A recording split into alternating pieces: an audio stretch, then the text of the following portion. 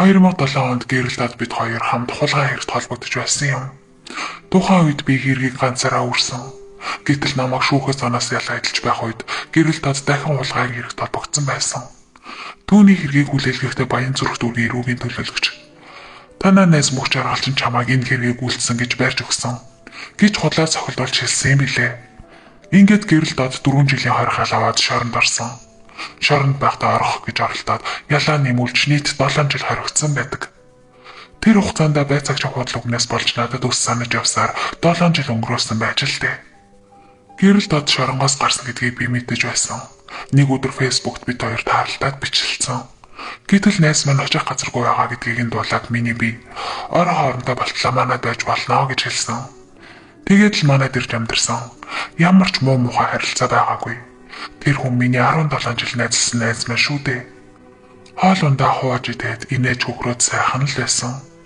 2016 оны 12 дугаар сарын 24-ний өдөр Бат Цэнгэл гэдэг найз маань манад их нартайгаа ирж гэрэлтад бид дөрөв хамтдаа ганц шилээр хувааж зоолон жаглаа ярьж хөрлөө. Эхнийхээ нэг шил архийг уусны дараа гэрэлтад 100 айлын 9 дугаар дэлгүүрийн тэнд хүнтэй уулзахаар боллоо гэд гэрэлтад Бат Цэнгэл бид гурав манахаас гарсан юм. Замдаа гинэтхэн гэрэлтад над руу дайрч чамаас болж би шоронд орсон. 7 жил би чамаас болж зовсон учраас чиний хоёр нүдийг сохлно гэсэн. Намайг газар хэвтүүлж цээж гарам дээр хөлөөрөө дарсан. Би түүний дороос босч чадаагүй. Гэрэлтад миний баруун нүд рүү хуруугаа хийгээд нүдийг минь ухаан мэдрэгдсэн. Холливуудын аим шиг кинон дээр л гардаг тэсгийн аргагүй өвдөлтийг би тэгэхэд л мэдэрсэн. Энэ үед Бат Цэнгэл миний толгойн тушаа газар зогсож байлаа. Би намайг авраач гэхэд тэр та хоёр өөрсдөө уучраал гэд юу ч болоогүй айтаа харж зогссон. Түүнээс хойш өвдөлтөндөө би ухаалтсан байсан. Нэг сэрхнээ цагдаагийн газарт ирсэн. Гэхдээ юм харж чадахгүй байсан. Хэрвээ Бат Цэнгэл надад туссан бол би гэрэлтадын доороос босож хоёр нүдтэйгээ үлдэх боломжтой байлаа. Тэр өдөр гэмтлийн эмнэлэгт хаалганд орсон. Юу ч хараагүй. Эмч нар хэлэхдээ таны зүүн нүдний зөөх баруунасаа илүү их урагдaltaй байсан гэж хэлсэн. Ур чадвартай эмч нарт бол даал намайг аварсан. Одоо надад нүд ширгээ хэмжлэгээ хийлгэж нүдний аянд хэмлээд суулгасан байгаа. Нүд гэмтсэн байдлаас үзэхэд баруун нүдийг мань гэрэлтад ухаад намайг ухаан алдсны дараа Бат Цэнгэл миний зүүн нүдийг ухсан ч байж болцсошгүй гэж хардаж байгаа юм. Яагаад гэвэл Бат Цэнгэл цагдаад худал мэдүүлэг өгсөн байсан. Миний нүдийг ухаж байхад өөрийгөө архинд явсан байсан гэж худлаа хэлсэн байлээ.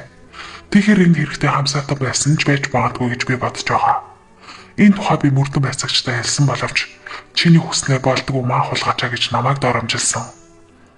Миний хоёр нүдийг ухсны дараа Бат Цэнгэл манайд очоод унтаад өгсөн байсан.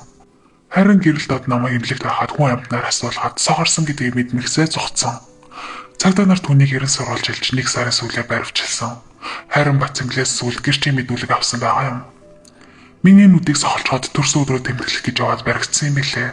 Хэрцгий байгааз. Эрүүл сарвал байсан хүний хоёр нүдийг ухаж авчгаад юу ч болоогүй мэт төрсөн өдрөө тэмдэглээд явж байдаг.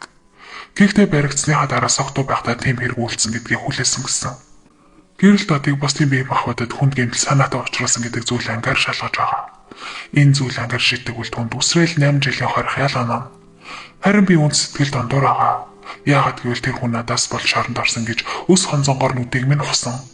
Харин одоо 8 жилийн дараа шоронгоос гарч ирээд ихнэр хүүхдтэй минь алчхуул яана гэж айж байна. Мөн хамт байсан Бат Цэнгэлийг нарийн шалгахыг хүсэж байна. Хэрэг тэр энэ хэрэгт холбоотой бол бүлгэлсэн гих үндслэлээр арай илүү ял авах байх гэж бодож байна. Яг үндэ энэ явдал ганцхан надад тохиолдоогүй юм шүү. Олон мянган хүний нүд сохолцоод хэдхэн жилийн ял авдаг жишиг тогтсон. Харин би 10 жил 20 жил болсон ч дахиж хизээч юм харахгүй. Одоо төрөх хүүхдийнхээ царайгч харж чадахгүй гэхээр надад үнэхээр харамсалтай байна. Тиймээс энэ хууль зүйн заалтад эрх мэдэлтүүд нь анхаарч өгөөч гэж хүсмээр байна. Намайг цагдаагаар болоход миний хоёр нүдийг ухаад гудамжинд чулаад шидчихээд намайг өглөө хүтэн тухайн алдуулаад орхисон байсан. Эмч нар азар хөлдөж ухаагүй гэж хэлсэн. Нэгдүгээр эмнэлгийн эмч нар намайг хаалганд орсны дараа уучлаарай миний дүү, үнийг хэлэхэд чамд ямар ч боломж байхгүй. Чиний нүдний эргэн тойрны булчин, содос шүрмсүүд бүгд тасарсан. Ганцхан шүрмсэн дээр тогтож байгаа. Нэг ч бүтэн содос байхгүй. Таны нүдний дээд доод завхнууд бүгд оргилтой учраас нүдийг тань ширгээж оронд нь шаарагч цолгоно гэсэн. Ирэх сараас сар бүр группийн 140,000 төгрөг улсаас өгөх юм байлээ. Би эрүүл саруул байхдаа барилгын компанид цахилгааны монтаж, дотор засал хийдэг гайгүй цалин үйлс авдаг байсан. Гэтэл өнөөдөр би хөдөлмөрийн чадваргүй ганцаараа ирж авч чадахгүй болсон. Цаашид надад амьдрах итгэл үнэхээр алга. Яаж амьдрахын бүү мэд. Эхнэр 3 хүүхдээ хэрхэн дижээ хийж мэдэхгүй байна. Намайг ийм болсныг дагаад эхнэр маань ажил хийх боломжгүй боллоо. Үргэлж миний дэргэд байх шаардлагатай болсон. 2017 оны 1-р сарын 23-ны өдөр би өөрөө мөрдөн байцаагч Жанерис руу уцаар залгаж миний хэрэг юу болж байгаа вэ? Та надаас хизээ байцаалт авах вэ гэж асуусан. Гэтэл тэрээр удахгүй очилж байцаалт авнаа. Гэмт хэрэгтэй гэрэлтад 1-р сарын 12-ны өдөр баригдсан. Тэрээр согтуудаа гэмт хэрэг хийсэн гэдгийг 100% хүлээн зөвшөөрсөн. Одоо цагтаа ярах 461-р ангид байгаа. Харин Бацангалын хувьд гэвэл тэрээр мэдүүлэг өгөхдөө би энэ хэрэг гарах үед архинд явчихсан байсан гэж хэлсэн учраас би энэ хүнээс гэрчийн мэдүүлэг л авсан гэж хэлсэн. Тэгтэн би яхаараа энэ хүнээс гэрчийн мэдүүлэг авч байгаа юм бэ? Наад хүн чинь хэрвээ намайг гэрэл дадаас салгасан бол би өнөөдөр 2 нүдтэйгээ байх болсон. Тэгээд ч баруун нүдийг минь гэрэл дад ухаж байх үед Бацангал миний толгойн хэсэгт байсан. Тиймээс би Бацангал гомдолтой байна. Одоо яаралтай байцаалтаа өгмөр байна гэж хэлсэн чинь удахгүй авна гэж хэлээд л уцаа тассан. Яг үндэ энэ зүйл ангид зааснаар бол гэрэл дад эрүүл хүнийг сохолцоод 8 жилийн ял авах юм шиг байгаа юм. Тухайлбал хараагүй болсон иргэдийн ярьж буугаар нэг нүдийг сохолоход 4 жил, 2 нүд сохолвол 8 жил ял өгдөг гэсэн. Тиймээс энэ зүйл анги надад үнэхээр харамсалтай байна. Цаа эрүүл байсан хүний нүдийг сохолж амьдралыг нь оронгоор нь эргүүлчихэд 8 жилийн ял авна гэдэг чинь юу гэсэн үг юм бэ? Хамгийн гол нь энэ хуурдаар бэлдэж хүний нүдийг санаатаар сохолсон байгаа зү. Тиймээс би энэ хэрэгт Бацангалыг гэрчээр бус сэжигтнэр татаж гэрэл дадтай хамсаатан болж байж энэ хэрэгээ зүйл анги нь өөрчлөгдөж тэр хоёр ялаа идлэх ёстой гэж хэлээд байгаа юм. Хэрэг гарснаас хойш нэлээд хамгийн дараа гэрэл дад баривчлагдсан. Энэ хугацаанд тэр хоёр хүн өгсөн тохиролцож нэг нэгэ хэргийн гадна үлдээх гэж байгаа байх. Гэрэл дад 7 жил шаранд суугаад гарсан хүн хэрхэн яаж хэргээ ганцаараа уурч байж хэргийн зүйл анги өөрчлөгдөн гэдгийг хамгийн сайн мэдэж байгаа. Тиймээс л энэ хэргийг ганцаараа уурч 8 жил ял авах гэд хэргээ хүлээсэн хэрэг. Энэ бүхэнд Баянзүрх дүүргийн цагдаагийн газрын эрүүгийн төлөөлөгч нар намайг мэдээлэл өгсөн гэх мэтээр гэрэл дадад ойлгуулж хоёр хүний хооронд яс гайснаас өс санаж ийм байдалд хүргэсэн гэж би бодож байна. За гэсэн 2016 оны сүүлээр асан гэмт хэрэг байна. Тэгээд хэрэгтэн болохоор 10 жилийн ял авсан байлээ. 2017 онд 10 жилийн ял авсан гэхээр одоо баг юу вэ? Жилийн дараа гарч ирэх юм биш.